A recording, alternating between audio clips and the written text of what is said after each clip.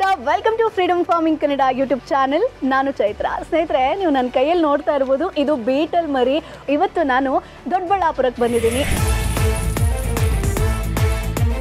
ಇವತ್ತು ಅನಿಲ್ ಕುಮಾರ್ ಅನ್ನೋರನ್ನ ನಿಮಗೆ ಪರಿಚಯಿಸ್ತೀನಿ. ಸುಮಾರು 13 ವರ್ಷಗಳ ಹಿಂದೆ ಉದ್ಯೋಗದಲ್ಲಿರ್ತಾರೆ. ಅದಾದಮೇಲೆ ಧೈರ್ಯ ಮಾಡಿ ನಾನೇನಾದರೂ ಬೇರೆ ರೀತಿಯಾಗಿ ಮಾಡಬೇಕು ಅಂತ ಹೇಳಿ ಉದ್ಯೋಗವನ್ನು ಅಲ್ಲಿಗೆ ಬಿಟ್ಟು ವ್ಯವಸಾಯವನ್ನು ಶುರು ಮಾಡ್ತಾರೆ. ಸೊ ವ್ಯವಸಾಯದಲ್ಲೂ ಕೂಡ ಒಂದಷ್ಟು ಲಾಸ್ ಆದಾಗ ಅವರು ಆಯ್ಕೆ ಮಾಡಿಕೊಂಡಿದ್ದೆ ಮೇಕೆ ಸಾಕಾಣಿಕೆ.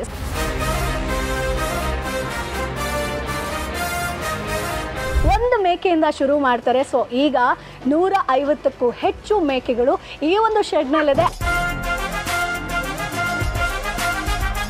ಸೊ 400ಕ್ಕೂ ಹೆಚ್ಚು ಮೇಕೆಗಳನ್ನು ಇವರು ಸಾಕಾಣಿಕೆ ಕೂಡ ಮಾಡಿದ್ದಾರೆ. ಮೇಕೆ ಸಾಕಾಣಿಕೆ ಬಗ್ಗೆ ಇನ್ ಡೀಟೇಲ್ ಆಗಿ ಮಾಹಿತಿ ಸಿಗುತ್ತೆ. ಅದರಲ್ಲೂ ಕೂಡ ಇವರು ಆಯ್ಕೆ ಮಾಡ್ಕೊಂಡಿರುವಂಥದ್ದು ಬೀಟಲ್ ಮೇಕೆ ತಳಿ. ಸೊ ಬೀಟಲ್ ಮೇಕೆ ತಳಿ ಯಾಕೆ ಆಯ್ಕೆ ಮಾಡಿಕೊಂಡ್ರು, ಏನಿದ್ರದ್ದು ಸ್ಪೆಷಾಲಿಟಿ, ಸೊ ಕರ್ನಾಟಕದಲ್ಲಿ ಯಾವ ರೀತಿಯಾಗಿ ಡಿಮಾಂಡ್ ಇದೆ, ಮಾರ್ಕೆಟ್ ಇದೆಯಾ, ಎಷ್ಟು ಕೆಜಿ ತನಕ ತೂಗಬೇಕು, ಅಂದರೆ ಇವತ್ತು ನಿಮಗೆ A to Z ಮಾಹಿತಿ ಸಿಗುತ್ತೆ. ಹೇಗೆ ಬೀಟಲ್ ಮೇಕೆ ಸಾಕಾಣಿಕೆಯನ್ನು ನಾವು ಮಾಡಬೇಕು ಅನ್ನುವಂಥದ್ದು. ಸರ್ ನಮಸ್ತೆ. ನಮಸ್ತೆ ಸರ್, ಮೊದಲನೇದಾಗಿ thank you so much. Beetal ಮೇಕೆ ಸಾಕಾಣಿಕೆ ಬಗ್ಗೆ ನಾನು ಮಾಹಿತಿ ಕೊಡ್ತೀನಿ ಅಂತ ನೀವು ಒಪ್ಕೊಂಡ್ರಿ. ಸರ್, ಈಗ ನಮ್ಮ ಕರ್ನಾಟಕದಲ್ಲಿ ಅಂತ ನೋಡೋದಾದರೆ, ಸೊ ನಾನು ಅಬ್ಸರ್ವ್ ಮಾಡ್ದಂಗೆ ಮೇಕೆ ಸಾಕಾಣಿಕೆ ಬಂದಾಗ ಒಂದ ನಾಟಿನ ಆಯ್ಕೆ ಮಾಡ್ಕೋತಾರೆ, ಅಥವಾ ಬೇರೆ ಸಿರೋಹಿ ಆಗಿರ್ಬೋದು ಆ ಥರ ಮೇಕೆನ ಸಾಕಾಣಿಕೆ ಮಾಡ್ತಾರೆ. ಸೊ ನೀವು ಬೀಟಲನ್ನು ಏನಕ್ಕೆ ಆಯ್ಕೆ ಮಾಡ್ಕೊಂಡ್ರೆ ಆ್ಯಂಡ್ ಇದನ್ನು ಎಲ್ಲಿಂದ ತರಿಸ್ತೀರಾ, ಹೆಂಗೆ ಸರ್? ಈಗ ಸದ್ಯಕ್ಕೆ ಕರ್ನಾಟಕದಲ್ಲಿ ಡಿಮಾಂಡ್ ಇದೆಯಾ? ಕರ್ನಾಟಕದಲ್ಲಿ ಕರ್ನಾಟಕದ ಆದಂತಹ ಯಾವುದೇ ಮೇಕೆ ತಳಿ ಇಲ್ಲ. ಓಕೆ. ನಾಟಿ ಅಂತ ಏನು ಹೇಳ್ತಾ ಇದೀವೋ ಅಲ್ಲೇ ಎಲ್ಲವೂ ಇನ್ಬ್ರೀಡ್ ಆಗಿ ಕುರ್ಜ ಆಗಿರೋಂಥ ತಳಿಗಳನ್ನು ನಾವು ನಾಟಿ ತಳಿ ಅಂತ ಕರಿತಾ ಇದ್ದೀವಿ. ಓಕೆ, ಅಂದ್ರೆ ನಾಟಿ ತಳಿ ಅಲ್ಲ, ನಾಟಿ ತಳಿ ಅಲ್ಲ. ಯಾವುದು ನಾಟಿ ಅಂತೇಳಿ ಯಾವುದು ತಳಿ ಇಲ್ಲ. ನೀವು ಉತ್ತರ ಭಾರತಕ್ಕೆ ಹೋದ್ರೆ ಪ್ರತಿ ಪ್ರಾಂತ್ಯಕ್ಕೂ ಒಂದೊಂದು ತಳಿ ಇದೆ. ಅದೇ ದಕ್ಷಿಣ ಭಾರತಕ್ಕೆ ಬಂದ್ರೆ ಕೆಲವೆಡೆ ಮಾತ್ರ. ನೀವು ಕೇರಳಕ್ಕೆ ಹೋದ್ರೆ ತಲಿಚೇರಿ, ಈ ತರದ ಕೆಲವು ತಳಿಗಳು ಮಾತ್ರ ಸಿಗ್ತವೆ. ಇನ್ನು ಉತ್ತರ ಭಾರತದಲ್ಲಿ ಪ್ರತಿ ಪ್ರಾಂತ್ಯದಿಂದ ಪ್ರಾಂತ್ಯಕ್ಕೆ ಚೇಂಜ್ ಆದಂಗೆಲ್ಲ ಒಂದೊಂದು ತಳಿಗಳು ಸಿಗ್ತವೆ. ಆದ್ರೆ ನಮ್ಮ ದುರದೃಷ್ಟ ಏನು ಅಂದ್ರೆ ಕರ್ನಾಟಕದಲ್ಲಿ ಯಾವುದೇ ಒಂದು ತಳಿ ಇಲ್ಲ ಮೇಕೆನಲ್ಲಿ. ನಾವು ನಾಟಿ ಅಂತ ಏನ್ ಕರಿತಾ ಇದೀವೋ ಅದು ಇನ್ಬ್ರೀಡ್ ಆಗಿ ಕುರ್ಜ ಎದ್ದೋಗಿರೋ ಅಂಥದ್ದು. ಬೆಳವಣಿಗೆ ಅಲ್ಲಿಗೆ ನಿಂತೋಗಿ ತಾಯಿ ತಂದೆ ಅದರ ಹುಟ್ಟಿದ ಮರಿಗಳನ್ನ ಮತ್ತೆ ತಂದೆಯಿಂದನೇ ಕ್ರಾಸ್ ಮಾಡಿಸಿ, ಅದರ ಹುಟ್ಟಿದ ಮರಿ ಮತ್ತೆ ತಂದೆಯಿಂದನೇ ಕ್ರಾಸ್ ಮಾಡಿಸಿ ಇನ್ಬ್ರೀಡ್ ಆಗಿ ತಳಿ ನಾಶ ಆಗಿ ಅವು ಕುರ್ಜೆದ್ದಿರೋಂಥದ್ದನ್ನ ನಾಟಿ ಅಂತ ಕರಿತಾ ಇದೀವಿ. ಕುರಿನಲ್ಲೂ ನಾಟಿ ಅಂತ ಯಾವುದು ಬ್ರೀಡ್ ಇಲ್ಲ. ಸುಮಾರು ಬ್ರೀಡ್ಗಳಿದಾವೆ, ಆದ್ರೆ ನಾಟಿ ಅಂತ ಯಾವುದು ಬ್ರೀಡ್ ಇಲ್ಲ. ಆ ತರ ಆಗಿ ನಮ್ಮ ಕರ್ನಾಟಕದಲ್ಲಿ ನಾಟಿ ಅಂತ ಮಾಡ್ಕೊಂಡಿದ್ದೀವಿ. ಇನ್ನು ಎರಡನೆಯದು ಶಿರೋಹಿ ಅಂತ ಕೇಳಿದ್ರೆ, ಶಿರೋಹಿ ಒಂದು ಮೂಲತಃ ರಾಜಸ್ಥಾನದ ಬ್ರೀಡ್. ಅದು ತುಂಬಾ ಚೆನ್ನಾಗಿದೆ, ಬ್ರೀಡ್ ಎಲ್ಲ ಚೆನ್ನಾಗಿದೆ. ಬಟ್ ಅದರದ್ದು ಒಂದು ಪ್ರಾಬ್ಲಮ್ ಏನು ಅಂತಂದ್ರೆ ಸಿಂಗಲ್ ಕಿಡ್ ಕೊಡುತ್ತೆ. ಸಿಂಗಲ್ ಕಿಡ್ ಕೊಡೋದ್ರಿಂದ ರೈತರಿಗೆ ಆರ್ಥಿಕವಾಗಿ ಅಷ್ಟೊಂದು ಲಾಭದಾಯಕವಾಗಿ ಇರಲ್ಲ. ಇನ್ನು ಬೀಟಲ್ ಇದು ಮೂಲತಃ ಪಂಜಾಬ್ನ ತಳಿ ಆಗಿರೋದ್ರಿಂದ ಪಂಜಾಬಲ್ಲಿ ಬಟಿಂಡಾ, ಗುರ್ದಾಸ್ಪುರ್ ಈ ಆಸುಪಾಸಲ್ಲಿ ಬೆಳೆಯುವಂತ ತಳಿ ಈ ಬೀಟಲ್. ಈ ಬೀಟಲ್ ತುಂಬಾ ಎತ್ತರವಾಗಿರುತ್ತೆ. ಮಾಂಸದ ತಳಿ ಮತ್ತೆ ಹಾಲು ಎರಡಕ್ಕೂ ಹೊಂದಾಣಿಕೆ, ಎರಡಕ್ಕೂ ಆಗುತ್ತೆ. ನೀವು ಹಾಲು ಅಂದ್ರೆ ಮಿನಿಮಮ್ 2 ಲೀಟರ್ ಮೇಲೆ ಬರುತ್ತೆ, ಮ್ಯಾಕ್ಸಿಮಮ್ 4 ಲೀಟರ್ ತನಕ ಬರುತ್ತೆ. ಅದರಿಂದ ಇದು ಈಗ ಸಪೋಸ್ ನೀವು ಹಾಲ್ ಮಾರ್ಕೆಟಿಂಗ್ ಮಾಡೋದಾದ್ರೆ ಹಾಲ್ ಮಾರ್ಕೆಟಿಂಗ್ ಮಾಡ್ಬೋದು. ಒಂದು ಹಾಲ್ ಮಾರ್ಕೆಟಿಂಗ್ ಮಾಡಲಿಲ್ಲ, ಮರಿಗಳಿಗೆ ಕೊಟ್ರೆ ಮರಿ ಫಾಸ್ಟ್ ಡಡೆವಲಪ್ ಆಗ್ತವೆ. ಅದು ಇದರ ವಿಶೇಷತೆ. ಸೊ ನೀವೆಲ್ಲಿ ಏನಕ್ಕೆ ಆಯ್ಕೆ ಮಾಡ್ಕೊಂಡಿದ್ದೀರಾ ಸರ್? ಮಿಲ್ಕಿಂಗ್ ಇಲ್ಲ, ನಾವು ಮಿಲ್ಕಿಂಗ್ ಪರ್ಪಸ್ ಅಲ್ಲಿ ಆಯ್ಕೆ ಮಾಡ್ಕೊಂಡಿಲ್ಲ. ಮಿಲ್ಕ್ ಮಾರ್ಕೆಟಿಂಗ್ ಮಾಡ್ತಾ ಇಲ್ಲ. ಅಟ್ ಪ್ರೆಸೆಂಟ್ ಎಲ್ಲ ಬರೋಂಥ ಎಲ್ಲ ಹಾಲನ್ನು ಮರಿಗಳಿಗೆ ಕೊಡ್ತಾ ಇದ್ದೀವಿ. ಮರಿಗಳಿಗೆ ಕೊಡೋದ್ರಿಂದ ಮರಿ ಫಾಸ್ಟ್ ಆಗಿ ಗ್ರೋತ್ ಆಗುತ್ತೆ. ನಿಮಗೆ ಈಗ ಸಪೋಸ್ ಮರಿ ಹುಟ್ಟಿ ಒಂದು ಫಸ್ಟ್ ಡೇಸ್ ಬಾರ್ನ್ ಆಗಿರೋ ಕಿಡ್ಡು ನಮಗೆ 3.5 ರಿಂದ 4.5 kg ತನಕ ಮರಿ ಬರುತ್ತೆ, ತೂಕ ಬರುತ್ತೆ. ಫಸ್ಟ್ ನಾವು ಅಲ್ಲಿಂದ ತೊಗೊಂಬಂದಾಗ ಅಷ್ಟು ಬರ್ತಾ ಇರಲಿಲ್ಲ, ಒಂದು 2-2.5 kg ಬರ್ತಾ ಇತ್ತು. ಈಗ ನಮ್ಮ ಫಾರಮ್ ಅಲ್ಲಿ ಇಲ್ಲಿ ಸೆಟ್ಲ್ ಆದಮೇಲೆ 3.5 ರಿಂದ 4.5 kg ತನಕ ಬರುತ್ತೆ. ಹುಟ್ಟಿ 3 ತಿಂಗಳಿಗೆ ಎಕ್ಸಾಕ್ಟ್ ನಮಗೆ ಮೇಲ್ ಆದ್ರೆ 22-21 kg ತನಕ ಬರುತ್ತೆ. ಫಿಮೇಲ್ ಆದ್ರೆ 18 kg ಕ್ರಾಸ್ ಆಗುತ್ತೆ. ಸೊ ಈಗ ನಾವು KG ವೈಸ್ ನೋಡಬೇಕು ಅಂತಂದ್ರೆ ಕಂಪ್ಲೀಟ್ ಒಂದು ಬೀಟಲ್ ಬೆಳವಣಿಗೆ ಆಗೋದಕ್ಕೆ ಎಷ್ಟು ಡ್ಯೂರೇಷನ್ ತಗೊಳುತ್ತೆ ಸರ್? ಇಲ್ಲ, ಕಂಪ್ಲೀಟ್ ಬೆಳವಣಿಗೆ ಅಂತ ಬರಲ್ಲ ಇದರಲ್ಲಿ. ಈಗ ಸಪೋಸ್ ನಿಮಗೆ ಒಂದು ಮಾರ್ಕೆಟಿಂಗ್ ಮಾಡಬೇಕು ಅಂತಂದ್ರೆ ಒಂದು 50 kg ಬರಬೇಕು ಅಂತಂದ್ರೆ ಗಂಡು ಎಕ್ಸಾಕ್ಟ್ ನಿಮಗೆ ಒಂದು 11 ರಿಂದ 12 ತಿಂಗಳಲ್ಲಿ ಬರುತ್ತೆ. ಒಂದು ವರ್ಷದಲ್ಲಿ ಬರುತ್ತೆ. ನೀವು ಅದನ್ನೇ 1.5 ವರ್ಷ ಅಥವಾ 2 ವರ್ಷದ ತನಕ ಸಾಕಿದ್ರೆ 120 ರಿಂದ 150 kg ತನಕ ಸಾಕ್ಬೋದು. ಅದು ಕ್ಯಾಸ್ಟೇಷನ್ ಮಾಡಿದ್ರೆ 160 kg ತನಕ ತಗೊಂಡು ಹೋಗ್ಬೋದು. ಸೊ ಈಗ ನೀವು ಸಿರೋಹಿ ಹೇಳಿದ್ರೆ ಒಂದು ಮರಿ ಹಾಕತ್ತೆ. ಸೊ ಬೀಟಲ್ ವಿಚಾರಕ್ಕೆ ಬರೋದಾದ್ರೆ ಎಷ್ಟು ಮರಿ? ಬೀಟಲ್ 70 to 75% ಎರಡು ಮರಿ ಕೊಡುತ್ತೆ, ಒಂದು 5% 3 ಕಿಡ್ ಕೊಡುತ್ತೆ. ನಮಗೆ 3 ಕಿಡ್ ನೆಸೆಸಿಟಿ ಇಲ್ಲ. 3 ಕಿಡ್ ಬಂದರೆ ಮರಿಯ ಬೆಳವಣಿಗೆ ಕಡಿಮೆ ಇರುತ್ತೆ, ಸೈಜ್ ಕಡಿಮೆ ಇರುತ್ತೆ. ಇನ್ನೊಂದು 20% ಸಿಂಗಲ್ ಕಿಡ್ ಬರುತ್ತೆ ನಮಗೆ. ಸೊ ಈಗ ಬೆಸ್ಟ್ ಅಂತಂದ್ರೆ ಈಗ ನಾವು ಬೀಟಲ್ ಸಾಕಾಣಿಕೆ ಮಾಡ್ಬೋದು. ಹೌದು ಸರ್, ಈಗ ಬೀಟಲ್ ಸಾಕಾಣಿಕೆ ಸರಿ ನಾನು ಶುರು ಮಾಡ್ತೀನಿ ಅಂತಂದ್ರೆ ನೀವು ಹೇಳಿದ್ರಿ ಪಂಜಾಬಿಂದ ನೀವು ತರಿಸ್ತೀರಾ, ಅಲ್ಲಿ ಒಳ್ಳೆ ಮರಿ ಸಿಗುತ್ತೆ ಅಂತ. ಸೊ ಇನ್ ಕೇಸ್ ಈಗ ರೈತರಿಗೆ ಹೇಳೋದಾದ್ರೆ ಪ್ರೊಸೀಜರ್ ಹೆಂಗಿರುತ್ತೆ ಸರ್? ನಾವು ಅಲ್ಲಿ ಹೋಗಿ ಜಸ್ಟ್ ಬೀಟಲ್ ಅಂತ ಹೇಳ್ಕೊಂಡು ತರಕ್ಕಾಗಲ್ಲ. ಸೊ ಅಲ್ಲೂ ಕೂಡ ಕ್ರಾಸಿಂಗ್ ಆಗೋ ಚಾನ್ಸಸ್ ಇರ್ಬೋದು. ಸೊ ಹೆಂಗೆ ಸರ್ ಸ್ಪೆಷಾಲಿಟಿ ಆಗಿರ್ಬೋದು, ಅದ್ರ ಗುಣಲಕ್ಷಣ ಹೆಂಗೆ ನಾವು ಫೈಂಡ್ ಔಟ್ ಮಾಡೋದು? ಹೌದು, ಅಲ್ಲೂ ಸಹ ಏನಾಗಿದೆ, ಇವತ್ತು ಇನ್ಬ್ರೀಡ್ ಆಗೋ ಚಾನ್ಸಸ್ ತುಂಬ ಇದೆ. ಇನ್ಬ್ರೀಡ್ ಅಲ್ಲೂ ಆಗ್ತಾ ಇದೆ, ಇನ್ಬ್ರೀಡ್ ಎಲ್ಲೂ ಆಗಲಿಲ್ಲ ಅಂತಲ್ಲ, ಪಂಜಾಬಲ್ಲೂ ಸಹ ಇನ್ಬ್ರೀಡ್ ಆಗ್ತಾ ಇದೆ. ಬಟ್ ನಾವು ಆಯ್ಕೆ ಮಾಡ್ಕೊಳ್ಳುವಾಗ ಉತ್ತಮವಾದ ತಳಿಗಳನ್ನು ಆಯ್ಕೆ ಮಾಡ್ಕೊಂಡ್ವಿ. ಅಲ್ಲಿಂದ ತಂದಿದ್ದಾದ ಮೇಲೆ ಇಲ್ಲಿ ಇನ್ಬ್ರೀಡ್ ಆಗದಂಗೆ ನೋಡ್ಕೋತಾ ಇದ್ದೀವಿ. ಈಗ ನಾನು ತೊಗೊಂಬಂದಿದ್ದು ಬಟಿಂಡಾನಿಂದ, ಅಂದರೆ ನಿಮ್ಗೆ ಹರಿಯಾಣ ಮತ್ತು ಪಂಜಾಬ್ ಬಾರ್ಡರ್ ಬಟಿಂಡಾ ಬರುತ್ತೆ. ಬಟಿಂಡಾಯಿಂದ ನಾವು ಪ್ರೊಕ್ಯೂರ್ ಮಾಡಿದ್ವಿ, ಫಿಮೇಲ್ಸನ್ನು ಎಲ್ಲವನ್ನು ಪ್ರೊಕ್ಯೂರ್ ಮಾಡಿದ್ವಿ. ಬಟ್ ಮೇಲನ್ನು ಅಲ್ಲಿ ಪ್ರೊಕ್ಯೂರ್ ಮಾಡಲಿಲ್ಲ. ಸುಮಾರು 1,500 ಕಿಲೋಮೀಟರ್ ಆಚೆ ಬಂದು ಮಹಾರಾಷ್ಟ್ರದಲ್ಲಿ ಪ್ರೊಕ್ಯೂರ್ ಮಾಡಿದ್ವಿ. ಸೊ ಏನಕ್ಕೆ ಸರ್ ರೀಸನ್? ಪ್ರಾಬ್ಲಮ್ ಇಷ್ಟೇ, ಇನ್ಬ್ರೀಡ್ ಆಗಬಾರ್ದು ಅಂತ ಹೇಳ್ಬಿಟ್ಟು, ಜೆನೆಟಿಕಲಿ ಒಂದೇ ಬ್ಲಡ್ ಗ್ರೂಪ್ ಆಗಬಾರ್ದು ಅಂತೇಳಿ. ಅದಕ್ಕೋಸ್ಕರ ದೂರದಿಂದ, ತುಂಬ ದೂರದಿಂದ, ನಾವು 1,500 ಕಿಲೋಮೀಟರ್ ದೂರದಿಂದ ಮೇಲನ್ನು ಪ್ರೊಕ್ಯೂರ್ ಮಾಡಿದ್ವಿ.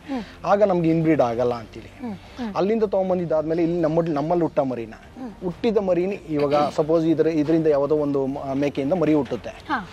ಆ ಮೇಕೆ ಮರಿ ಹೆಣ್ಣಾಗಿದ್ರೆ ಅದ್ರ ತಂದೆಯಿಂದ ಮತ್ತೆ ಕ್ರಾಸ್ ಮಾಡಿಸಲ್ಲ. ಸೊ ಇಲ್ಲಿ ನೀವು ಡಿವೈಡ್ ಮಾಡ್ಕೊತೀರಾ? ಹೌದು, ಗೊತ್ತಾಗುತ್ತೆ. ಡಿವೈಡ್ ಮಾಡ್ಕೋತೀವಿ. ಡಿವೈಡ್ ಮಾಡ್ಕೊಂಡು ಇವಾಗ ಯಾರಾದರೂ ಬೈ ಮಾಡಬೇಕು, ಮರಿ ಬೈ ಮಾಡಬೇಕು ಅಂತ ಬಂದರೂ ಅಷ್ಟೇ, ಅದೇ ತಂದೆ ತಾಯಿದು, ಅದೇ ತಂದೆಯಿಂದ ಹುಟ್ಟಿರೋಂಥ ಮರಿಗಳನ್ನ ಅಕ್ಕ ತಂಗಿನೋ ಅಥವಾ ಅಣ್ಣ ತಂಗಿನೋ ಆಗಿದ್ರೆ ಕೊಡಲ್ಲ. ತಂದೆನೇ ಬೇರೆ ಆಗಿರಬೇಕು, ತಾಯಿನೇ ಬೇರೆ ಆಗಿರಬೇಕು. ಆಗ ಮಾತ್ರ ಅವರು ತೊಗೊಂಡೋದ್ರೆ ಇನ್ಬ್ರೀಡ್ ಆಗಲ್ಲ. ಅದರ್ವೈಸ್ ಇನ್ಬ್ರೀಡ್ ಆಗ್ತಾ ಹೋದ್ರೆ ಒಂದು 4 ಡ್ಯೂರೇಷನ್ ಆದ ತಕ್ಷಣ ಮರಿ ಕುರ್ಜಾಗ್ತದೆ. ಮತ್ತೆ ಅದನ್ನ ನಾಟಿ ಅಂತ ಕರಿತೀರಾ ನೀವು. ಕರೆಕ್ಟ್. ಓಕೆ. ಸೊ ಈಗ ನಾವು ಪ್ಯೂರ್ ಬೀಟಲ್ನ ಹುಡ್ಕಾಡ್ತೀವಿ ಅಂತಂದ್ರೆ ಏನೇನು ಮೇನ್ ಗುಣಲಕ್ಷಣ ಇರಬೇಕು ಅಂತ ತೋರಿಸ್ಬೋದಾ ಸರ್? ಒಂದು ಪ್ಯೂರ್ ಬೀಟಲ್ ಹೆಂಗಿರುತ್ತೆ? ನಿಮಗೆ ಪ್ಯೂರ್ ಬೀಟಲ್ ಅಂತಂದ್ರೆ, ಬೀಟಲಲ್ಲಿ ಫಸ್ಟ್ ನಿಮಗೆ ಗೊತ್ತಾಗಬೇಕಾಗಿರೋದು ನೋಡಿ, ಎತ್ತರ, ಹೈಟ್ ಆದಮೇಲೆ ಇದು ರೋಮನ್ ನೋಸ್. ಇಲ್ಲಿ ಕಾಣುತ್ತಲ್ಲ ನಿಮಗೆ, ಇದನ್ನ ರೋಮನ್ ನೋಸ್ ಅಂತೀವಿ. ಕಿವಿ ತುಂಬಾ ಉದ್ದನೂ ಇರಲ್ಲ, ತುಂಬಾ ಶಾರ್ಟು ಇರಲ್ಲ. ಎರಡನೇದು ಹಡ್ಡರ್ ಕ್ವಾಲಿಟಿ. ನಿಮಗೆ ಮಿಲ್ಕಿಂಗ್ ಹಡ್ಡರ್ ಕ್ವಾಲಿಟಿ ನೋಡಿದ್ರೆ ಗೊತ್ತಾಗುತ್ತೆ ನಿಮಗೆ. ಅದರಲ್ಲಿ ಒಂದು 2 ಲೀಟರಿಂದ 4 ಲೀಟರ್ ಬರೋಂಥ ಹಡ್ಡರ್ ಇರಬೇಕು. ಅದನ್ನು ನೋಡಿ ನಾವು ಬೈ ಮಾಡಬೇಕು. ನೀವು ಅಲ್ಲೇ ಒಮ್ಮೆ ಹಾಲು ಕರೆದ ಹತ್ರ ನೋಡ್ತೀರಾ? ಇಲ್ಲ, ಅವಶ್ಯಕತೆ ಇಲ್ಲ. ನಾವು ನೋಡಿದ ತಕ್ಷಣ ಗೊತ್ತಾಗುತ್ತೆ ಇದು ಪ್ಯೂರ್ ಅಥವಾ ಅಲ್ಲ ಅಂತೇಳಿ. ನಿಮ್ಗೊಂದು ತೋರಿಸ್ತೇನೆ, ರಾಜಸ್ಥಾನದ ಬೀಟಲ್ ಹೆಂಗಿರುತ್ತೆ ಮತ್ತೆ ಪಂಜಾಬ್ ಬೀಟಲ್ ಹೆಂಗಿರುತ್ತೆ ಅಂತ ಎರಡಕ್ಕೂ ಡಿಫ್ರೆನ್ಸ್ ತೋರಿಸ್ತೇನೆ. ಅಲ್ಲಿ ಮುಂದೆ ಇದೆ. ನಾನು ರಾಜಸ್ಥಾನ ಡಿಫ್ರೆನ್ಸ್ ಇರುತ್ತೆ. ಹೌದು, ಕಿವಿ ಉದ್ದ ಇರೋದೆಲ್ಲ ಬೀಟಲ್ ಅಲ್ಲ. ಕಿವಿ ಉದ್ದ ಇದೆ ಅಂತಂದ್ರೆ ಎಲ್ಲವೂ ಬೀಟಲ್ ಅಲ್ಲ. ಅದಕ್ಕೆ ಗುಣಲಕ್ಷಣ ಈಗ ಹೇಳದ್ನಲ್ಲ, ತುಂಬಾ ಜನ ವೈಟ್ ಐಸ್ ಇರಬೇಕು ಅಂತಾರೆ ಬೀಟಲ್ ಅಲ್ಲಿ. ವೈಟ್ ಐಸ್ ಇರಬೇಕು ಅಂತ ಏನಿಲ್ಲ. ತುಂಬಾ ಜನ ತಪ್ಪು ತಿಳ್ಕೊಂಡಿರೋದೇನೋ ಅಂದ್ರೆ ವೈಟ್ ಐಸ್ ಇರಬೇಕು, ವೈಟ್ ಐಸ್ ಇದ್ರೆ ಮಾತ್ರ ಇದು ಬೀಟಲ್ಲು ಅಂತ. ಆದ್ರೆ ವೈಟ್ ಐಸ್ ಇರಬೇಕು ಅಂತೇನಿಲ್ಲ. ನಾರ್ಮಲ್ ಆಗಿ ರೆಡ್ ಐಸು ಬರುತ್ತೆ, ವೈಟ್ ಐಸು ಬರುತ್ತೆ, ಎರಡು ಬರುತ್ತೆ. ನಿಮ್ಮ ಕಣ್ಣಿಂದ ಬೀಟಲ್ ಅಲ್ಲ ಅಥವಾ ಹೌದು ಅಂತ ಹೇಳಲಿಕ್ಕೆ ಆಗಲ್ಲ. ಬೇರೆ ಆಮೇಲೆ ಹಾಲು ಜಾಸ್ತಿ ಬರಬೇಕು ಅಂತಂದ್ರೆ ನಾವು ಮೇನ್ ನೋಡ್ಬೇಕಾಗಿರೋದು ಸ್ಕಿನ್ ತುಂಬಾ ತೆಳುವಾಗಿರ್ಬೇಕು. ಈ ತರ ಹೇಳಿದ್ರೆ ತುಂಬಾ ತೆಳುವಾಗಿರ್ಬೇಕು. ಆವಾಗ ಅದರಲ್ಲಿ ಮಿಲ್ಕ್ ಕ್ವಾಲಿಟಿ ಚೆನ್ನಾಗಿ ಬರುತ್ತೆ. ಟೈಟ್ ಆಗಿ ತುಂಬಾ ದಷ್ಟಪುಷ್ಟವಾಗಿದ್ದು ಟೈಟ್ ಆಗಿದ್ರೆ ಅದರಲ್ಲಿ ಹಾಲು ಕ್ವಾಲಿಟಿ ಬರಲ್ಲ, ಇಳುವರಿ ಬರಲ್ಲ. ಫೀಮೇಲ್ಸು ತುಂಬಾ ದಷ್ಟಪುಷ್ಟವಾಗಿ ಇರಬೇಕು. ಇನ್ನು ನಾವು ಗರ್ಭಧಾರಣೆ ಟೈಮಲ್ಲಿ ಮಾತ್ರ ಆ ತರ ಬೆಳೆಸಿರ್ತೀವಿ. ಅದರ್ವೈಸ್ ಮರಿ ಹಾಕಿದಾದ್ಮೇಲೆ ತಾಯಿಯಿಂದ ಮರಿ ಹಾಲು ಕುಡಿತಾ ಇರುತ್ತೆ, ಮತ್ತೆ ಕಡಿಮೆ ಆಗ್ತಾ ಬರುತ್ತೆ ಅದು. ಮತ್ತೆ ತಾಯಿ ಗರ್ಭ ಧರಿಸಿದ್ಮೇಲೆ ಅದಕ್ಕೆ ಎಲ್ಲ ಜಾಸ್ತಿ ಮಾಡ್ತೀವಿ. ಕೈತಿನಿ ಆಗ್ಬೋದು ಅಥವಾ ಪ್ರೋಟೀನ್ಸ್, ವಿಟಮಿನ್ಸ್ ಆಗ್ಬೋದು, ಎಲ್ಲ ಜಾಸ್ತಿ ಮಾಡ್ತಾ ಬರ್ತವೆ. ಮತ್ತೆ ದಷ್ಟಪುಷ್ಟವಾಗುತ್ತೆ. ಒಂದೇ ಸರಿ ನೀವು ಗಂಡು ಮೇಕೆಗಳ ತರ ಕೊಬ್ಬಿಸಿ ಬೆಳೆಸಿದ್ರೆ ನಮಗೆ ಫಲ ಆಗೋದು ಲೇಟ್ ಆಗುತ್ತೆ. ಗರ್ಭಧಾರಣೆ ಅವಧಿ ಎಷ್ಟಿರುತ್ತೆ ಸರ್? 5 ತಿಂಗಳು. ಗರ್ಭಧಾರಣೆ ಬಂದು 5 ತಿಂಗಳು, ಎಕ್ಸಾಕ್ಟ್ 5 ತಿಂಗಳ ಮೇಲೆ 1 ದಿನ ಅಥವಾ 2 ದಿನಕ್ಕೆ ಮರಿ ಹಾಕುತ್ತೆ. ಅದಾದ ಮೇಲೆ 3 ತಿಂಗಳು ಮತ್ತೆ ತಾಯಿ ಜೊತೆಯಲ್ಲಿ ಮರಿ ಜೊತೆಯಲ್ಲಿ ತಾಯಿ ಇರುತ್ತೆ. ಎಕ್ಸಾಕ್ಟ್ 3 ಮಂತ್ಸ್ ಆದ ತಕ್ಷಣ ತಾಯಿಯಿಂದ ಮರಿನ ಬೇರ್ಪಡಿಸ್ತೀವಿ. ಬೇರ್ಪಡಿಸಿದ ತಕ್ಷಣ ನಿಮಗೆ ಒಂದು 7 days ಅಲ್ಲಿ ಮತ್ತೆ ಈಟಿಗೆ ಬರುತ್ತೆ, ಮತ್ತೆ ಕ್ರಾಸಿಂಗ್ ಆಗುತ್ತೆ. ಅಲ್ಲಿಂದ ಮತ್ತೆ 5 ತಿಂಗಳು, 1.5 ವರ್ಷಕ್ಕೆ 2 ಸೂಲು ಅಂತ ಲೆಕ್ಕ ಹಾಕೋಬಹುದು ನೀವು.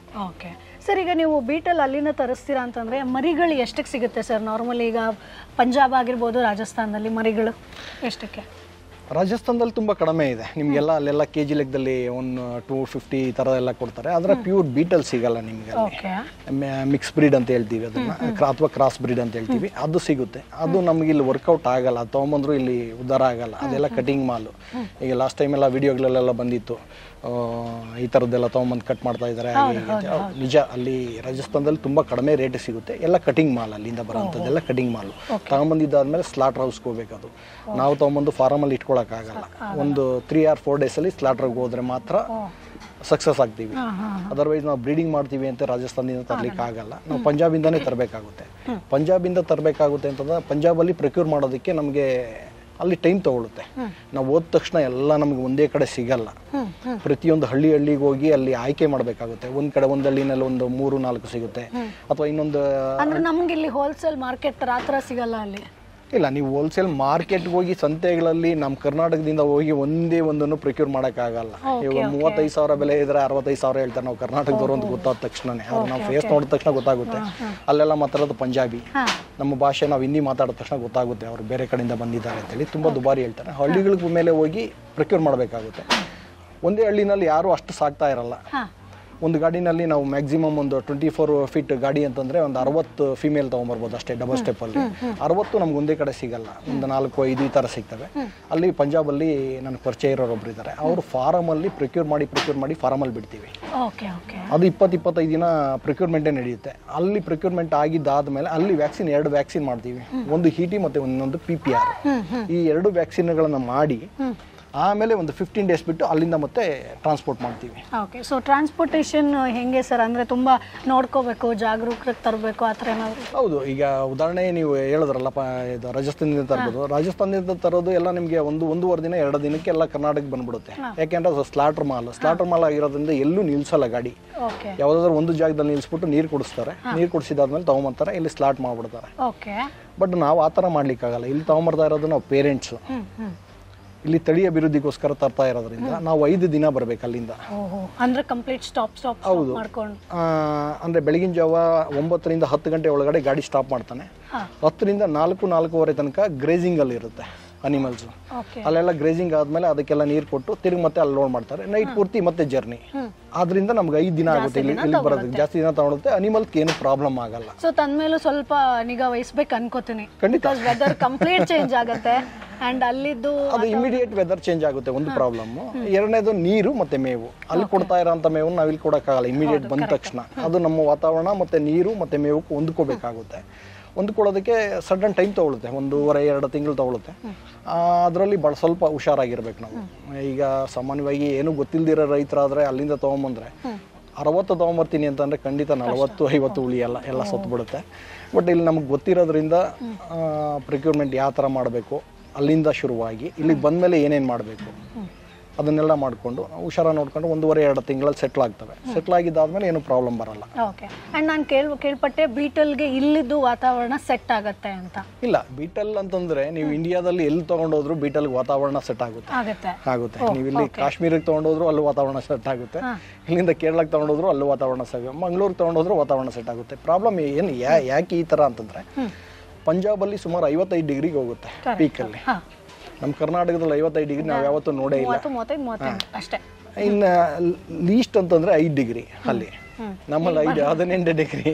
ಅದರಿಂದ ಏನು ಪ್ರಾಬ್ಲಮ್ ಬರಲ್ಲ, ವೆದರ್ದೇನು ಪ್ರಾಬ್ಲಮ್ ಬರಲ್ಲ. ಬಟ್ ಅಲ್ಲಿಂದ ತಂದಾಗ ಇಮ್ಮಿಡಿಯೇಟ್ ವೆದರ್ ಚೇಂಜ್ ಆಗೋದ್ರಿಂದ ಸ್ವಲ್ಪ ಹುಷಾರ ನೋಡ್ಕೋಬೇಕು. ಒನ್ಸ್ ಇಲ್ಲಿ ಸೆಟ್ಲ್ ಆಗಿರೋ ಅಂಥದ್ದು ಯಾವುದು ಪ್ರಾಬ್ಲಮ್ ಬರಲ್ಲ ನಿಮಗೆ. ಸೊ ಈಗ ಅಲ್ಲಿ ಬೀಟಲ್ ಮರಿ ಎಷ್ಟಕ್ಕೆ ಸಿಗುತ್ತೆ ಸರ್? ಈಗ ನಾವು ಪಂಜಾಬಲ್ಲೇ ತಗೋತೀವಿ. ಇಲ್ಲ, ನಾವು ಅಲ್ಲಿ ಮರಿಗಳನ್ನು ತೊಗೊಂಬರಲ್ಲ. ಮರಿಗಳನ್ನ ತೊಗೊಂಬಂದ್ರೆ ನಾವು ಪ್ರೊಕ್ಯೂರ್ ಮಾಡಿ ಮರಿಗಳನ್ನ ತೊಗೊಂಬಂದ್ರೆ ಇಲ್ಲಿ ಭಾಳ ಕಷ್ಟ, ಮಾರ್ಟಾಲಿಟಿ ಬಂದ್ಬಿಡುತ್ತೆ. ಅದಕ್ಕೆ ನಾವೇನು ಮಾಡ್ತೀವಿ ಅಂದರೆ 3rd ಲ್ಯಾಕ್ಟೇಷನ್ ಇಂದ ಶುರು ಮಾಡ್ತೀವಿ. ಫಸ್ಟ್ ಲ್ಯಾಕ್ಟೇಷನ್ ಶುರು ಮಾಡಲ್ಲ, ಯಾಕಂದ್ರೆ ಬೆಳವಣಿಗೆ ಬರುತ್ತೆ ಇಲ್ಲ ಅಂತ ಹೇಳಕ್ಕಾಗಲ್ಲ. ನಮಗೆ ಎಲ್ಲ ಬೀಟಲ್ ಅಂತಂದ್ರೆ ನಮಗೆ 35 ಇಂಚ್ ಹೈಟ್ ಮೇಲೆ ಇರಬೇಕು. ಹಂಗಿದ್ದಾಗ ಅದು ಒಳ್ಳೆ ಬೀಟಲ್ ಅನ್ಸ್ಕೊಳ್ಳುತ್ತೆ. 35 ಇಂಚ್ ಒಳಗಡೆ ಇದ್ರೆ ಅದು ಒಂದು ಒಳ್ಳೆ ಬೀಟಲ್ ಅನ್ಸ್ಕೊಳ್ಳಲ್ಲ, ಅದರಲ್ಲಿ ಒಳ್ಳೆ ಹಾಲು ಬರಲ್ಲ. ಅದಕ್ಕೆ ಏನು ಮಾಡ್ತೀವಿ ಅಂತಂದ್ರೆ 3rd ಲ್ಯಾಕ್ಟೇಷನ್ ಇಂದ ಶುರು ಮಾಡ್ತೀವಿ. ಸುಮಾರು 10 ರಿಂದ 12 ವರ್ಷ ಇಟ್ಕೋಬಹುದು ನಮ್ಮ ಹತ್ರ. 3rd ಲ್ಯಾಕ್ಟೇಷನ್ ಅಂದ್ರೆ ಮ್ಯಾಕ್ಸಿಮಮ್ ಅದಕ್ಕೆ 2.5 ವರ್ಷ ಆಗಿರುತ್ತೆ ಅಷ್ಟೇ. ಆಮೇಲೆ ನಾವು 10 ವರ್ಷ ಇಟ್ಕೋಬಹುದು, ಏನು ತೊಂದರೆ ಬರಲ್ಲ. ಸುಮಾರು ಜನ ಏನು ಅಂದ್ರೆ 3rd ಲ್ಯಾಕ್ಟೇಷನ್ ಅಂದ್ರೆ 6 ಕಂಪ್ಲೀಟ್ ಆಗ್ಬಿಟ್ಟಿದೆ ಅಂದ್ರೆ ವಯಸ್ಸಾಗಿದೆ ಅಂತ ತಿಳ್ಕೊತಾರೆ. 6 ಕಂಪ್ಲೀಟ್ ಆಗೋದಕ್ಕೆ ನಿಮ್ಗೆಲ್ಲ 2.5 ವರ್ಷ ಸಾಕು. ಆಮೇಲೆ 10 ವರ್ಷ ಇಟ್ಕೋಬಹುದು. ಸೊ ಇಲ್ಲಿ ಫೀಡಿಂಗ್ ಏನು ಮಾಡ್ತೀರಾ ಸರ್? ಬಿಕಾಸ್ ಈಗ ನಾವು ಯಾವುದೇ ಒಂದು ಪಶುಸಂಗೋಪನೆ ಮಾಡ್ತೀವಿ ಅಂತಂದರೆ ಅದು ಹೈನುಗಾರಿಕೆ ಆಗಿರ್ಬೋದು ಅಥವಾ ಕುರಿ ಸಾಕಾಣಿಕೆ ಯಾವುದೇ ಮಾಡಿದ್ರು ಕೂಡ ಮೇಯ್ನ್ ಮೇವಿಗೆ ಖರ್ಚು ಹೋಗುತ್ತೆ ಅಂತ ರೈತರು ಹೇಳ್ತಾರೆ. ಸೊ ಇಲ್ಲಿ ಜಾಸ್ತಿ ಖರ್ಚು ಬೀಳುತ್ತಾ ಹೆಂಗೆ? ಹೌದು, ಏನಾಗುತ್ತೆ ಈಗ ನಾವು ನೋಡಿ ಅಲ್ಲಿ ಗ್ರೇಸಿಂಗ್ ಅಲ್ಲಿ ಇರ್ತದೆ, ಅಲ್ಲಿ ಪಂಜಾಬಲ್ಲಿ ಪೂರ್ತಿ ಗ್ರೇಸಿಂಗ್ ಅಲ್ಲಿ ಇರ್ತವೆ ಅನಿಮಲ್ಸ್. ಗ್ರೇಸಿಂಗ್ ಅಲ್ಲಿ ಇದ್ರೆ ಅವ್ರಿಗೆ ಖರ್ಚು ತುಂಬಾ ಕಡಿಮೆ ಬರ್ತಾ ಇರ್ತದೆ. ಅಲ್ಲಿಂದ ತಗೊಂಬಂದು ನಾವಿಲ್ಲಿ ಏನ್ ಮಾಡ್ತೀವಿ, ಸ್ಟಾಲ್ ಫೀಡ್ ಮಾಡ್ತೀವಿ. ಸ್ಟಾಲ್ ಫೀಡ್ ಮಾಡಿದ ತಕ್ಷಣ ತುಂಬಾ ಜನ ಏನ್ ಮಾಡ್ತಾರೆ, ಈ ಜೋಳದ ಕಡ್ಡಿ ಬರುತ್ತಲ್ಲ, ಜೋಳನ ನೀವು ಸೈಲೇಜ್ ಮಾಡಿಕೊಂಡು ಸೈಲೇಜಲ್ಲಿ ಉಪಯೋಗಿಸಕ್ಕೆ ಶುರು ಮಾಡ್ತೀವಿ. 1 kg ಸ್ವಂತ ಬೆಳ್ಕೊಂಡು ಸೈಲೇಜ್ ಮಾಡ್ತೀನಿ ಅಂತಂದ್ರು 5.5 ಇಂದ 6 ರೂಪಾಯಿ ಖರ್ಚು ಬರುತ್ತೆ. ಆಗ ಈ ಒಂದೊಂದು ಬಂದು 6 kg ತಿನ್ನುತ್ತೆ. ಆಗ ಖರ್ಚು ಜಾಸ್ತಿ ಆಗ್ತಾ ಹೋಗುತ್ತೆ. ಸ್ವಲ್ಪ ಇದಕ್ಕಾಗಿದ್ರೆ ಫೀಡಿಂಗ್ ಜಾಸ್ತಿ ಬೇಕು. ಫೀಡಿಂಗ್ ಜಾಸ್ತಿ ಬೇಕು. ಅದನ್ನ ಕಡಿಮೆ ಮಾಡ್ಕೋಬೇಕು ಅಂತಂದ್ರೆ ನೀವು ಎಡ್ಜ್ ಲೂಸರ್ ಅಂತ ಬರುತ್ತೆ. ಈ ತರದ ಮೇವುಗಳನ್ನು ಬೆಳ್ಕೊಂಡಾಗ ನಿಮಗೆ 20 ಪೈಸೆ ಖರ್ಚು ಬರುತ್ತೆ 1 kgಗೆ. 6-7 ರೂಪಾಯಿ 20 ಪೈಸೆ ಇಲ್ಲ, 20 ಪೈಸೆ. ನೀವು ಎಡ್ಜ್ ಲೂಸರ್ನ ಈ ಥರದ ಬೆಳೆಗಳನ್ನ ಬೆಳ್ಕೊಂಡು ನಾವು ಮೇಜರಾಗಿ ಹಾಕೋದು 90% ಬಂದು ಎಡ್ಜ್ ಲೂಸರ್ನ ಹಾಕ್ತೀವಿ. ಇನ್ನೊಂದು 5% ಬಂದು ಒಣಮೇವು, ಅಂದರೆ ನಿಮಗೆ ರಾಗಿ ಹುಲ್ ಬರುತ್ತಲ್ಲ ಅದನ್ನು ಚಾಪಿಂಗ್ ಮಾಡಿ ನೈಟ್ ಟೈಮ್ ಕೊಡ್ತೀವಿ. ಇನ್ನೊಂದು 5% ಮಿಕ್ಸ್, ಯಾವುದಾದ್ರೂ ಈಗ ನೇಪಿಯರ್ ಅಂತ ಒಂದು 1 ಅಥವಾ 1.5% ನೇಪಿಯರ್ ಕೊಡ್ತೀವಿ. ಅದು ಬಿಟ್ಟು ನಿಮಗೆ ಜೋಳದ ಕಡ್ಡಿ ಅಥವಾ ರೇಷ್ಮೆ ಇದನ್ನು ಒಂದು 3-3.5% ಹಂಗೆ ಕೊಡ್ತೀವಿ. ಆವಾಗ ನಮಗೆ ಇಲ್ಲಿ ಕಾಸ್ಟ್ ಕಡಿಮೆ ಆಗುತ್ತೆ. Okay okay. ಸೊ ಸ್ವಲ್ಪ ಜಾಸ್ತಿ ತಗೊಂಡ್ರು ನೀವು ಆ ಥರ ಮ್ಯಾನೇಜ್ ಮಾಡ್ಬೋದು ಫೀಡಿಂಗ್ ವೈಸು. ಹೌದು, ನೀವು ಎಷ್ಟು ನೀವು 500 ಅನಿಮಲ್ಗೆ ಹೋಗಿ ಮೇಯ್ನ್ ನಾವು ಎಲ್ಲಿ ಉಳಿಸ್ಬೇಕು, ಇಲ್ಲ ಗ್ರೇಸಿಂಗ್ ಬಿಡಬೇಕು. ಗ್ರೇಸಿಂಗ್ ಬಿಡೋದಕ್ಕೆ ಜಾಗ ಇದ್ರೆ ಓಕೆ. ಗ್ರೇಸಿಂಗ್ ಬಿಡೋಕೆ ಆಗಲ್ಲ ಅನ್ನೋದಾದ್ರೆ, ನೀವು ಬರೀ ಸ್ಟಾಲ್ ಫೀಡಲ್ಲೇ ಸಾಕ್ತೀನಿ ಅನ್ನೋದಾದ್ರೆ ನೀವು ಕಾಸ್ಟ್ ಕಡಿಮೆ ಮಾಡ್ತಾ ಹೋಗ್ಬೇಕು. ಕಾಸ್ಟ್ ಎಲ್ಲಿ ಕಡಿಮೆ ಮಾಡ್ಬೋದು, ನಾವು ಯಾವುದ್ರಲ್ಲೂ ಬೇರೆದ್ರಲ್ಲಿ ಕಡಿಮೆ ಮಾಡೋಕ್ಕಾಗಲ್ಲ. ಮೇವು ಕೊಡಲೇಬೇಕು. ಅದರಿಂದ ನೀವು ಆದಷ್ಟು 90% ಎಡ್ಜ್ ಲೂಸರನ್ನು ಬಳಸ್ಕೊಳ್ಳಿ. ಅದರಲ್ಲಿ 35% ಪ್ರೋಟೀನ್. ಅದರಲ್ಲಿ ಏನೇನು ಮಿಕ್ಸ್ ಮಾಡಿರ್ತಾರೆ ಸರ್, ಹೆಂಗದು? ಎಡ್ಜ್ ಲೂಸರ್ನಲ್ಲಿ ಏನು ಮಿಕ್ಸ್ ಮಾಡಲ್ಲ. ಅದರಲ್ಲಿ 35% ಪ್ರೋಟೀನ್ ಇದೆ. ಓಕೆ. ಪ್ರೋಟೀನ್ ಜೊತೆಗೆ ಫೈಬರ್ ಕಂಟೆಂಟ್ ಇದೆ, ರಿಚ್ ಫೈಬರ್ ಕಂಟೆಂಟ್ ಇದೆ. ನೀವು ಉದಾಹರಣೆ ಅಗಸೆ ತಗೋತೀರಾ, ಅಗಸೆ ತಗೊಂಡಾಗ ರಿಚ್ ಪ್ರೋಟೀನ್ ಇದೆ, ಜೀರ್ಣ ಆಗಲ್ಲ. ಅದು ಬರೀ ಪ್ರೋಟೀನ್ ಮಾತ್ರ ಇದೆ. ಜೀರ್ಣ ಹೊಟ್ಟೆ ತುಂಬ ಅದು ಕೊಟ್ಬಿಟ್ರೆ ಜೀರ್ಣನೇ ಆಗಲ್ಲ. ಇಮಿಡಿಯೇಟ್ ಆಗಿ ಲೂಸ್ ಮೋಷನ್ ಶುರುವಾಗುತ್ತೆ, ಇಳುವರಿ ಜಾಸ್ತಿ ಬರಲ್ಲ. ಅದಕ್ಕೋಸ್ಕರ ಏನು ಮಾಡ್ತೀವಿ ಅಂತಂದರೆ ಎಡ್ಜ್ ಲೂಸರ್ನ ಬಳಸ್ಕೋತೀವಿ. ಅದರಲ್ಲಿ ಪ್ರೋಟೀನ್ ರಿಚ್ ಆಗಿರುತ್ತೆ, ಜೊತೆಗೆ ಫೈಬರ್ ಜಾಸ್ತಿ ಇದೆ, ಜೀರ್ಣನೂ ಆಗುತ್ತೆ, ಪ್ರೋಟೀನು ಸಿಗುತ್ತೆ, ನಮಗೆ ಅದು ಪ್ರಾಬ್ಲಮ್ ಬರಲ್ಲ ಒಂದು. ಆಮೇಲೆ ಎರಡನೇದೇನು ಅಂತಂದರೆ ನಮಗೆ ವಾರ್ಷಿಕ ಇಳುವರಿ ಬಂದು 110 ಟನ್ ಇಳುವರಿ ಬರುತ್ತೆ 1 ಎಕರೆಗೆ ಎಡ್ಜ್ ಲೂಸರ್ನ. ನೀವು ಯಾವುದು ಬೇರೆ ಬರಲ್ಲ, ನೇಪಿಯರ್ ಬಿಟ್ಟರೆ ಯಾವುದು ಬರಲ್ಲ. ನೇಪಿಯರನ್ನು ಇವತ್ತು ನಾವು ಬಳಸ್ತಾ ಇಲ್ಲ. ನೇಪಿಯರ್ ಬಳಸ್ತಾ ಇರೋದಕ್ಕೆ ಕಾರಣ ಏನು ಅಂತಂದರೆ ಆಕ್ಸಲೈಟ್ ಇದೆ ನೇಪಿಯರಲ್ಲಿ. ಆಕ್ಸಲೈಟ್ ಕೆಲಸ ಏನು ಅಂತಂದರೆ, ಆಕ್ಸಲೈಟ್ ಆಕ್ಟಿವ್ ಆಗಿ ನಾವು ಕೊಟ್ಟಿದ್ದಾದ್ಮೇಲೆ ಆಕ್ಟಿವ್ ಆಗಿ ಏನು ಮಾಡುತ್ತೆ ಅಂತಂದರೆ, ಒಂದು ಕಡೆ ಹಾಲಲ್ಲಿ ಕ್ಯಾಲ್ಸಿಯಂ ಆಚೆ ಹೋಗ್ತಾ ಇರುತ್ತೆ ಅನಿಮಲ್ಸಲ್ಲಿ. ಅದ್ರ ಜೊತೆಯಲ್ಲಿ ಈ ನಾವು ನೇಪಿಯರ್ ಕೊಟ್ಟಾಗ ಸಗಣಿ ಮತ್ತು ಗಂಜಲದ ಮುಖಾಂತರ ಆಕ್ಸಲೈಟ್ ಆಕ್ಟಿವ್ ಆಗಿ ಕ್ಯಾಲ್ಸಿಯಮನ್ನು ಹೀರ್ಕೊಂಡು ಆಚೆ ಆಗ್ತಾ ಇರುತ್ತೆ. ಅನಿಮಲ್ಸ್ ಇವತ್ತು ನೋಡ್ಬೋದು, ನೀವು ಸುಮಾರು ಡೈರಿಗಳಲ್ಲಿ ನೋಡ್ಬೋದು. ಅನಿಮಲ್ಸ್ ಎತ್ತಲಿಕ್ಕೆ ಒಂದೊಂದು ಮಿಷಿನ್ ಕೊಟ್ಟಿದ್ದಾರೆ, ಸುಮಾರು ಡೈರಿಗಳಲ್ಲಿ ಕೊಟ್ಟಿದ್ದಾರೆ. ಅದರದ್ದು ಪ್ರಾಬ್ಲಮ್ ಏನಾಗ್ತಾ ಇದೆ ಅಂತ ಹೇಳ್ತಾ ಇಲ್ಲ ಯಾರೂ. ಅದಕ್ಕೆ ಕಾರಣ ಏನು ಅಂತಂದರೆ, ಅತಿ ಹೆಚ್ಚು ರೈತರು ನೇಪಿಯರ್ ಬಳಸ್ತಾ ಇದ್ದಾರೆ. ಅತಿ ಹೆಚ್ಚು ನೇಪಿಯರ್ ಬಳಸೋದ್ರಿಂದ ಅದು ಆಟೋಮೆಟಿಕ್ ಆಗಿ ಆಕ್ಸಲೈಟ್ ಆಕ್ಟಿವ್ ಆಗಿ ಕ್ಯಾಲ್ಸಿಯಂ ಡಿಫಿಷಿಯನ್ಸಿ ಆಗಿ ಕಾಲುಗಳು ಬಿದ್ದೋಗ್ತಾ ಇದ್ದಾವೆ. ತುಂಬ ಅವಸ್ಥೆ ಇದ್ದಾಗ ಅದು ಪ್ರಾಬ್ಲಮ್ ಜಾಸ್ತಿ ಬರುತ್ತೆ. ಆ ಕಾಲು ಬಿದ್ದೋದಾಗ ತೊಗೊಂಡೋಗ್ತಾರೆ, ಮಿಷಿನ್ಗೆ ಹಾಕ್ತಾರೆ, ಮಿಷಿನಲ್ಲಿ ಎತ್ತಾರೆ, ಮತ್ತು ಒಂದು ಕ್ಯಾಲ್ಸಿಯಂ ಐವಿನಲ್ಲಿ ಕೊಡ್ತಾರೆ. ಅದೇನೋ ಸೊರೋಯ್ತು ಅಂತಾರೆ, ಮತ್ತು ಹಂಗೆ ಮಾಡ್ತಾ ಇರ್ತಾರೆ. ಮತ್ತು ಬರ್ತಾ ಏನು ಪ್ರಾಬ್ಲಮ್ ಆಗುತ್ತೆ ಅಂತಂದರೆ ಗರ್ಭ ಪ್ರಾಬ್ಲಮ್ ಆಗುತ್ತೆ. ಕರೆಕ್ಟ್. ಹಸುಗಳಿಗೆ ಮೇನ್ ಅದೇ ಲಾಸ್ಟ್ ಗರ್ಭ ಕಟ್ಟಲ್ಲ ಅಂತೇಳಿ ಡಾಕ್ಟರ್ಗಳ ಹತ್ರ ತೋರಿಸ್ತಾ ಇರ್ತಾರೆ. ಮೇಜರ್ ಪ್ರಾಬ್ಲಮ್ ಅಂದರೂ ರೈತರು ಈ ನೇಪಿಯರ್ ಹಾಕೋದನ್ನು ನಿಧಾನವಾಗಿ ಸ್ಟಾಪ್ ಮಾಡಬೇಕು ಫಸ್ಟ್. ಅತಿ ಹೆಚ್ಚು ಇಳುವರಿ ಬರುತ್ತೆ ಅಂತ ಹೇಳ್ಬಿಟ್ಟು ನೇಪಿಯರ್ನ ಯೂಸ್ ಮಾಡ್ತಾರೆ. ನೇಪಿಯರ್ ಒಂದು 200-250 ಟನ್ ಇಳುವರಿ ಬರುತ್ತೆ ವಾರ್ಷಿಕವಾಗಿ ಎಕರೆಗೆ. ನಮ್ಗೆ ಅಷ್ಟು ಇಳುವರಿ ಬರೋ ಅಂತ ಯಾವುದೇ ಮೇವಿಲ್ಲ. ಅದಕ್ಕೋಸ್ಕರ ಈ ಥರದ ಮೇವುಗಳನ್ನು ಬಳಸ್ಕೊಂಡಾಗ, ನೀವು ಎಡ್ಜ್ ಲೂಸರ್ನ ಈ ಥರದ ಮೇವು ಬಳಸ್ಕೊಂಡಾಗ ಪರವಾಗಿಲ್ಲ. ನೀವು ನೇಪಿಯರ್ ಹೋಲಿಸ್ಕೊಂಡ್ರೆ ತುಂಬ ಚೆನ್ನಾಗಿ ಇಳುವರಿ ಬರುತ್ತೆ, ಅದಕ್ಕೆ ಪ್ರಾಬ್ಲಮ್ ಇರಲ್ಲ. Okay okay. ಅಂದರೆ ದಿನಕ್ಕೆ ಎಷ್ಟು ಸರಿ ಹಾಕ್ತೀರಾ ಸರ್? ಈಗ 4 ಟೈಮ್ಸ್ ಫೀಡಿಂಗ್ ಮಾಡ್ತಾರೆ. ಒಂದು ಟೈಮು ರಾತ್ರಿ ಅಂದರೆ ಸಾಯಂಕಾಲ 6 ಗಂಟೆನಲ್ಲಿ ಒಣಮೇವು ಕೊಡ್ತಾರೆ. ಬೆಳಗ್ಗೆ ನಿಮಗೆ 8 ಗಂಟೆಗೆ ಶುರುವಾಗುತ್ತೆ. 8 ಗಂಟೆಯಲ್ಲಿ ಶುರುವಾಗಿ ಫಸ್ಟ್ ಟೈಮ್ 8 ಗಂಟೆಗೆ ಪೂರ್ತಿ ಪ್ರಮಾಣದಲ್ಲಿ ಇದನ್ನೇ ಎಡ್ಜ್ ಲೂಸನ್ ಕೊಡ್ತಾರೆ. 8 ಗಂಟೆಯಿಂದ 12 ಗಂಟೆ ತನಕ ಮೇಯ್ಲಿಕ್ಕೆ ಬಿಡ್ತಾರೆ. 12 ಗಂಟೆಯಲ್ಲಿ ಕಂಪ್ಲೀಟ್ ಆಗಿರುತ್ತೆ. 12 ಗಂಟೆಯಲ್ಲಿ ಮಿಕ್ಸ್ ಫುಡ್ ಯಾವ್ದು ಹೇಳಿದ್ನಲ್ಲ ಈಗ, ಅದನ್ನು ಸ್ವಲ್ಪ ಕೊಡ್ತಾರೆ. ಅದಾದಾದ್ಮೇಲೆ ಮತ್ತೆ ಎಡ್ಜ್ ಲೂಸರನ್ನೇ ಕೊಡ್ತಾರೆ. ಹೌದು. ಅದಾಗಿದ್ದಾದ್ಮೇಲೆ ನಿಮಗೆ ಸಂಜೆ ಒಂದು 5-5:30 ಟೈಮಲ್ಲಿ ಕೈತೀನಿ ಅಂತ ಹೇಳ್ತೀವಿ, ಆಡು ಭಾಷೆಯಲ್ಲಿ ಕೈತೀನಿ ಅಂತ ಹೇಳ್ತೀವಿ. ಕೈತೀನಿ ಕೊಡ್ತಾರೆ. ಅದರಲ್ಲಿ ನಮಗೆ ಬೇಕಾಗಿರೋಂಥ ಎನ್ಸೈಮ್ಸ್ ಆಗ್ಬೋದು, ವೈಟಮಿನ್ಸ್ ಆಗ್ಬೋದು, ಅಥವಾ ಪ್ರೊಬಯೋಟಿಕ್ಸ್ ಆಗ್ಬೋದು, ಇವನ್ನೆಲ್ಲ ನಾವೇ ರೆಡಿ ಮಾಡ್ಕೊಂಡು ಮಿಕ್ಸ್ ಮಾಡ್ಕೊಂಡಿರ್ತೀವಿ. ಇಂಡಿ ಮತ್ತು ಜೋಳ ಈ ಎರಡರ ಜೊತೆಯಲ್ಲಿ ಅದನ್ನು ಮಿಕ್ಸ್ ಮಾಡಿಬಿಟ್ಟು ಊಟ ಕೊಡ್ತಾರೆ, ಫೀಡಿಂಗ್ ಕೊಡ್ತಾರೆ. ಓಕೆ ಸರ್, ಈಗ ಎಲ್ರಿಗೂ ಕೂಡ ಒಂದು ಕ್ಯೂರಿಯಾಸಿಟಿ ಇದ್ದೇ ಇರುತ್ತೆ. ಈಗ ನಾವು ಒಂದು ಮೇಕೆ ಸಾಕಾಣಿಕೆ ಮಾಡ್ತೀವಿ ಅಂತಂದರೆ ಬಂಡವಾಳ ಎಷ್ಟು ಬೇಕಾದಿತ್ತು ಸರ್, ಆ್ಯಂಡ್ ಹೆಂಗೆ ಪ್ರಾಫಿಟ್ ಮಾಡ್ಬೋದು? ಸೊ ನಿಮ್ಮ ಎಕ್ಸ್ಪೀರಿಯನ್ಸ್ ಪ್ರಕಾರ. ಬಂಡವಾಳ ಇಷ್ಟೇ ಬೇಕು ಅಂತ ಹೇಳಲಿಕ್ಕಾಗಲ್ಲ. ಬಂಡವಾಳ ಒಬ್ಬೊಬ್ಬರು ಇದ್ರ ಮೇಲೆ ಒಂದೊಂದು ತರ ಡಿಪೆಂಡ್ ಆಗ್ತಾ ಹೋಗುತ್ತೆ. ನಾವು ಮರಿಗಳನ್ನು ತರ್ತೀವಿ ಅಥವಾ ಹೆಂಗೆ ಶೆಡ್ ರೆಡಿ ಮಾಡ್ತೀವಿ ಅದ್ರ ಮೇಲೆ ಡಿಪೆಂಡ್ ಆಗುತ್ತೆ. ಸೊ ನಿಮ್ಗೆ ಒಂದರದ್ದು ಕ್ಯಾಲ್ಕುಲೇಷನ್ ಕೊಡ್ತೀನಿ, ಅದ್ರ ಮೇಲೆ ಡಿಪೆಂಡ್ ಮಾಡ್ಕೊಂಡು 50 ಹೋಗಿ ನೀವು ಒಂದು ಫೀಮೇಲ್ ಖರೀದಿ ಮಾಡಿದ್ರೆ ಅದರದ್ದು ಕ್ಯಾರಿ ಪೀರಿಯಡ್ ಬಂದು 5 ತಿಂಗಳು, ಮತ್ತೆ ಮರಿ ಬೆಳವಣಿಗೆ ಅಲ್ಲಿಂದ 3 ತಿಂಗಳು ತಾಯಿ ಜೊತೆಯಲ್ಲೇ ಇರ್ತದೆ. ನಿಮ್ಗೆ 2 ಕಿಡ್ ಹಾಕಿದೆ ಅಂತಂದ್ರೆ ನೀವು ಒಂದು ಮರಿ ಮಾರ್ತೀನಿ ಅಂತಂದ್ರೆ 14,000 ರೂಪಾಯಿಗೆ ಒಂದು ಮರಿ ಸೇಲ್ ಆಗುತ್ತೆ. 3,000 ರೂಪಾಯಿ ಖರ್ಚು ಬರುತ್ತೆ ನಿಮಗೆ, ತಾಯಿ ಮತ್ತೆ ಮರಿ ಎರಡಕ್ಕೂ ಸೇರಿ. ಒಂದು ಲ್ಯಾಕ್ಟೇಷನ್ ಅಲ್ಲಿ 22,000 ರೂಪಾಯಿ ನಿಮ್ಗೆ ಉಳಿತು. ಒಂದು ಲ್ಯಾಕ್ಟೇಷನ್ ಅಲ್ಲಿ 1.5 ವರ್ಷಕ್ಕೆ 2 ಲ್ಯಾಕ್ಟೇಷನ್ ಬರುತ್ತೆ. 44,000 ರೂಪಾಯಿ ನಿವ್ವಳ ಆದಾಯ ಪಕ್ಕಿಡ್ಬೋದು. ಅದ್ರ ಮೇಲೆ ನೀವು 10-50 ಕ್ಯಾಲ್ಕುಲೇಟ್ ಮಾಡ್ಕೊತಾ ಹೋಗಿ ಅವಾಗ ನಿಮ್ಗೆ ಕರೆಕ್ಟ್ ಆಗಿ ನೀವು ಎಷ್ಟು ಪ್ರಾಫಿಟ್ ಮಾಡ್ತೀರಾ ಸರ್? ಒಂದು ಅಂದಾಜಿಗೆ ವರ್ಷಾವಧಿ ಅಂತ ಬಂದರೂ ಕೂಡ ಒಂದು ವರ್ಷಕ್ಕೆ ಎಷ್ಟು ಕುರಿಗಳಿಂದ ಎಷ್ಟು ಮಾಡಿದ್ದೀನಿ ಹೇಳಲಿಕ್ಕಾಗಲ್ಲ. ಕೆಲವು ಟೈಮ್ ಏನಾಗುತ್ತೆ, ನನ್ನ ಹತ್ರ 300-400 ಅನಿಮಲ್ಸ್ ತನಕ ಇರುತ್ತೆ, ಕೆಲವು ಸರಿ 150ಕ್ಕೆ ಬರುತ್ತೆ. ಯಾಕಂದ್ರೆ ದೊಡ್ಡ ಅನಿಮಲ್ ಮಾರೋದ್ರಿಂದ ಫ್ಲಕ್ಚುಯೇಷನ್ ಆಗ್ತಾ ಇರುತ್ತೆ. ನನಗೆ ಒಂದು ವಾರ್ಷಿಕವಾಗಿ ಒಂದು 30-35 ಲಕ್ಷ ನಿವ್ವಳ ಆದಾಯ ಬರುತ್ತೆ. ಅದ್ರಲ್ಲಿ ಖರ್ಚು ಎಲ್ಲ ತೆಗೆದು ಸೊ ಖರ್ಚು ಕೂಡ ಅಷ್ಟೇ ಬರುತ್ತೆ. ಸೊ ನಾವು ಹೆಂಗ್ ಮ್ಯಾನೇಜ್ ಮಾಡ್ತೀವಿ ಅದ್ರ ಮೇಲೆ ಡಿಪೆಂಡ್, ಹೆಂಗೆ ಉಳಿಸಬಹುದು ಅದನ್ನ ನಾವು ಕ್ಯಾಲ್ಕುಲೇಟ್ ಮಾಡ್ಕೋಬೇಕು. ಈಗ ಹೇಳದ್ನಲ್ಲ, ಫಾರ್ಡರ್ ನೀವು ಬರೀ ಫಾರ್ಡರ್ನ ಬೆಳೆಯಕ್ಕೆ ಹೋದ್ರೆ ನಮ್ಗೆ ಏನಾಗುತ್ತೆ, ಖರ್ಚು ಜಾಸ್ತಿ ಬರುತ್ತೆ. ಲೆಗ್ಯೂಮ್ಸ್ ನಾನು ಈಗ ಹೇಳಿದ್ನಲ್ಲ, ಆ ಬೆಳೆ ಬೆಳ್ಕೊಂಡ್ರೆ ನಿಮಗೆ ಖರ್ಚು ತೀರಾ ಕಡಿಮೆ ಆಗುತ್ತೆ. ನಾವು ಎಲ್ಲಿ ಈಗ 5 ರೂಪಾಯಿ 1 kg 5 ರೂಪಾಯಿ ಅಂತಂದ್ರೆ 6 kg 35 ರೂಪಾಯಿ ಆಯಿತು. 35 × 30 1,500 ಇಂಟು 1 ವರ್ಷಕ್ಕೆ ಲೆಕ್ಕ ಹಾಕೊಳ್ಳಿ, 1.5 ವರ್ಷಕ್ಕೆ ಲೆಕ್ಕ ಹಾಕೊಳ್ಳಿ. ಆವಾಗ ಅಲ್ಲೇ ನಮ್ಗೆ ಒಂದು ಅನಿಮಲ್ ಮೇಲೆ ನಮ್ಗೆ 5,000 ರೂಪಾಯಿ 6,000 ರೂಪಾಯಿ ಉಳಿತು ಅಂತಂದ್ರೆ 100 ಅನಿಮಲ್ಗೆ 6 ಲಕ್ಷ ರೂಪಾಯಿ ಆಯ್ತು.